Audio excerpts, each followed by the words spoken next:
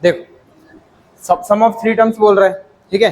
Some of three terms क्या given है, -3, और उनका प्रोडक्ट क्या गिवन है, 8।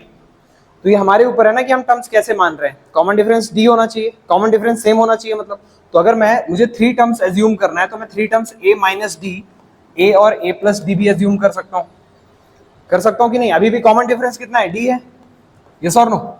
अब इन तीनों को अगर मैं ऐड करूंगा तो यहाँ पे डी वाला जो टर्म है वो कैंसिल आउट हो जाएगा, और इज इक्वल टू क्या गिवन है, -3। तो यहाँ से क्या हो जाएगा, 3a is equal to -3, a की वैल्यू आ जाएगी -1। किसने बोला है फर्स्ट टर्म a मानने के लिए, हमेशा। बात समझ आई। तो यहाँ पे क्या हो जाएगा, a इज इक्वल टू -1। अब प्रोडक्ट क्या गिवन है, 8, ठीक है। प्रोडक्ट क्या गिवन है, 8। तो अब प्रोडक्ट इनका जब मैं करूंगा तो यहाँ से मुझे a प्लस बी और a माइनस बी जो टर्म लिखा हुआ है वो क्या आ जाएगा, a into A square minus D square आ जाएगा क्या, यस और नो। तो यहां से मुझे क्या मिलेगा, इज इक्वल टू 8। ए की वैल्यू तो पता है -1, ए की वैल्यू -1 रख दो। यहां से क्या आ जाएगा, -1 का स्क्वायर मतलब 1 minus D square is equal to 8। ये -8 उधर जाएगा, ये इधर जाएगा -9 माइनस डी स्क्वायर, तो D square D is equal to +-3, मतलब डी इज इक्वल टू 9 आएगा, तो D square is equal to 9, D is equal to +-3। तो यहां से मुझे डी की दो वैल्यू मिली, या तो +3 या तो -3। तो पहला टर्म क्या हो सकता है, अगर मैं डी की वैल्यू +3 रखूंगा और डी की वैल्यू -3 रखूंगा, तो अगर डी की वैल्यू +3 है तो पहला टर्म क्या हो जाएगा, first term is in this case is not a, वो क्या है, a माइनस डी। तो a क्या है, -1, और माइनस डी क्या हो जाएगा, -4। सेकेंड टर्म क्या हो जाएगा, -1, और थर्ड टर्म क्या हो जाएगा, -1 +3, यानी कि +3 और -1 क्या हो जाएगा, 2। या तो ये हो गया। अगर d की वैल्यू मैंने -3 मानी है, उस केस में क्या हो जाएगा, a माइनस यानी -3 +3 हो जाएगा, और -1 +3 -1 यानी कि 2, +3 -1 2, ठीक है। दूसरा क्या हो जाएगा, d की वैल्यू मैंने -3 मानी है, a की वैल्यू -1 है, तो यहाँ पे -1 आ जाएगा। तीसरा टर्म क्या होगा, -3 -1 यानी कि -4। इन दोनों केस में जो प्रोडक्ट है वो कितना आ रहा है, 8 आ रहा है, और सम कितना आ रहा है, -3 आ रहा है, ठीक है, क्लियर। जब भी हमें सम ऑफ थ्री टर्म्स बोलेगा अरिथमेटिक प्रोग्रेशन, तो हमेशा उसमें हम a माइनस डी, a और a प्लस 2d एज्यूम करेंगे। तो इस केस में फर्स्ट टर्म क्या होगा, a माइनस डी, और कॉमन डिफरेंस कितना होगा, जो कॉमन डिफरेंस होगा वो होगा d। बात समझ आ रही है। तो ये किस केस में होगा, जब थ्री टर्म्स की बात कर रहा होगा, ठीक है।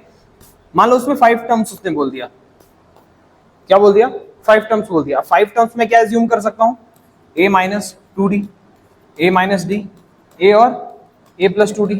तो यहाँ पे भी कॉमन डिफरेंस कितना है, मतलब a प्लस डी, और उसके बाद क्या हो जाएगा, a प्लस 2d, है कि नहीं। तो यहाँ पे भी कॉमन डिफरेंस क्या है, d। तो एक बात तो समझ आ गई, अगर ऑड नंबर ऑफ टर्म्स है तब तो इसको फाइंड करना बहुत सिंपल।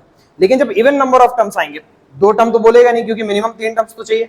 तो अगर मान लो फॉर एग्जांपल 4 टर्म्स की बात कर रहे हैं, तो अभी हमें ऐसे टर्म्स अज्यूम करना है ताकि सम करने के बाद एक वेरिएबल कैंसिल आउट हो जाएगा। यहाँ पे 2 वेरिएबल है, a और d।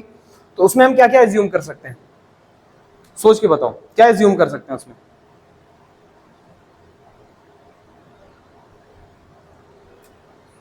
अगर मैं a माइनस 3d एज्यूम कर लिया, पहला टर्म, ठीक है, ध्यान से सुनना।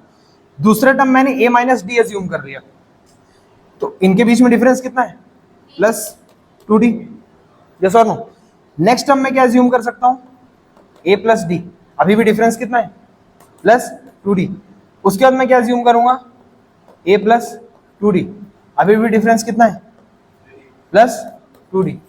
इनको सम करने के बाद क्या सिर्फ a बचेगा क्या, और इस केस में जो कॉमन डिफरेंस आएगा वो कितना आएगा, 2d आएगा। बात समझ आ रही है क्या, सॉरी यहाँ पे 3d हो जाएगा, ठीक है। बात समझ आ रही है क्या, इसका मतलब कॉमन डिफरेंस कितना हो जाएगा, 2d इस केस में हो जाएगा, कोई दिक्कत इसमें। अब इसी तरह से अगर 6 टर्म्स की मैं बात करूंगा तो क्या हो जाएगा, a minus 5d, a minus 3d, a minus D, a minus a plus D, और फिर a plus 3d, a plus 5d। इसी तरह से मैं 10 की बात करूंगा तो क्या हो जाएगा, अगर मैं 10 टर्म्स की बात कर रहा हूं तो क्या हो जाएगा, अल्टीमेटली क्या बचेगा, देखो 4 टर्म्स में 4a हो जाएगा, सम करने के बाद 4a बचेगा। और 10 टर्म्स अगर होगा तो मैं a माइनस 9d से एज्यूम करूंगा। बात समझ आ रही है। तो ऑड वाला तो हमें समझ आ गया, बीच में एक a आएगा, लेकिन इसको बीच में a को बाईपास करना पड़ेगा, सो दैट जो सम है उसमें एक ही वेरिएबल बचे, ठीक है, क्लियर।